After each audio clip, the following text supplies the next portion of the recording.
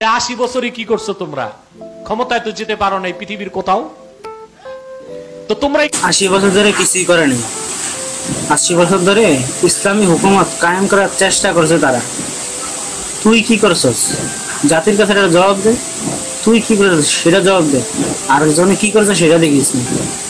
তারা তো চেষ্টা করতেছে ইসলামী হুকুমত কায়েম করার জন্য। গণতন্ত্র পূজা করে রাসূলুল্লাহর আদর্শ থেকে দূরে সরে গেছো। দুনিয়াও পেলা না, আখিরাতও পেলা। সুন্নত থেকেও দূর হয় নাই, আর রাসূলুল্লাহর আদর্শ থেকে দূর হয় নাই। তার গণতন্ত্র করে সুন্নতের ভিতরে আছে, রাসূলের আদর্শের ভিতরেই আছে।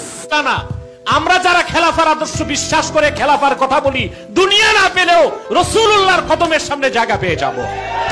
খেলাফার কথা যখন বিশ্বাসী করেন তাহলে কায়েম করেন, খালি মুখে বললেন না। মুখে বললে মানুষকে ধোঁকা দিয়েন না, ধোঁকা দিয়ে জাহান্নামের দিকে নিয়ে নেন। আগে খেলাফত কায়েম করেন, তারপর বলেন। ক্ষমতায় যেতে আপনারা পশ্চিমাদের সাথে হাত মিলাচ্ছেন, দেশের স্বার্থ বিক্রি করছেন, আদর্শ আকীদা বিসর্জন দিচ্ছেন। ক্ষমতায় যাওয়ার জন্য পশ্চিমাদের সাথে হাত মিলায় না, আপনি উল্টা মানুষকে ধোঁকা দেওয়ার জন্য পশ্চিমাদের সাথে হাত মিলাচ্ছেন, পশ্চিমাদের থেকে টাকা খাচ্ছেন।